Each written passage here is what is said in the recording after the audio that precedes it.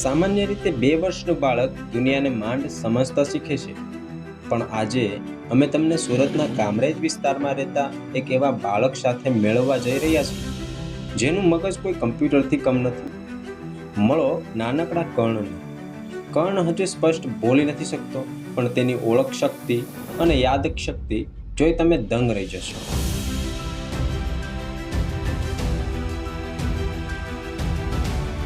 કર્ણ, અફઘાનિસ્તાનનો flag કયો છે? Yes. અને તિમોર લેસ્ટેનો flag? No. Yes. Karna, north કોરિયાનો ફ્લેગ?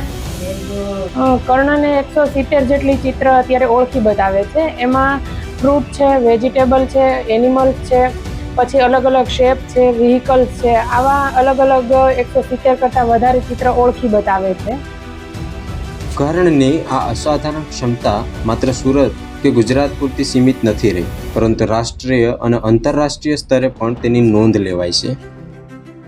અને એને જે એવોર્ડ મળ્યા છે એ ઇન્ડિયા બુક ઓફ રેકોર્ડ, એ જ્યારે 18 મહિનાનો હતો ત્યારે એને એવોર્ડ પહેલો મળ્યો હતો. અત્યારે બીજો એને 22 મહિનાનો થયો ત્યારે અત્યારે એને ઇન્ટરનેશનલ બુક ઓફ રેકોર્ડમાં એનું નામ નોંધાવ્યું.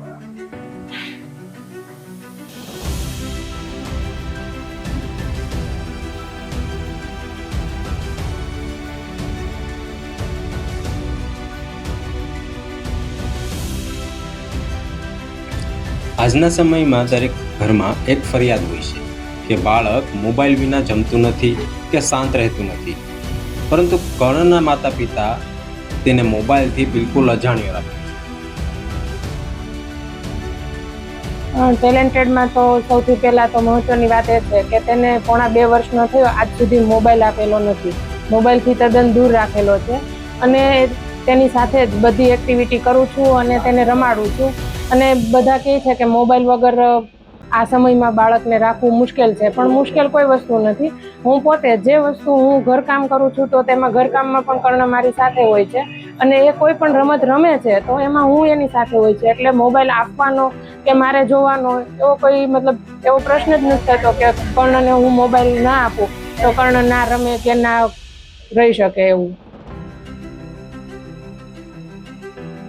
સંદેશો સોશિયલ મીડિયા દ્વારા એક જ વસ્તુ કે મોબાઈલથી બાળકને દૂર રાખો અને બને એટલો વધારે પેરેન્ટ્સ બાળકને ટાઈમ આપો. ટાઈમ આપશો તો પ્રોપર જેમ મારા બાળકને 2 એવોર્ડ મળેલા છે એવી રીતના બધા જ બાળકમાં કંઈક ને કંઈક ગોડ ગિફ્ટ હોય જ છે, પણ માત્ર આપણે તેને બહાર લાવવાનું કામ મોબાઈલ છોડીને કરવાનું છે.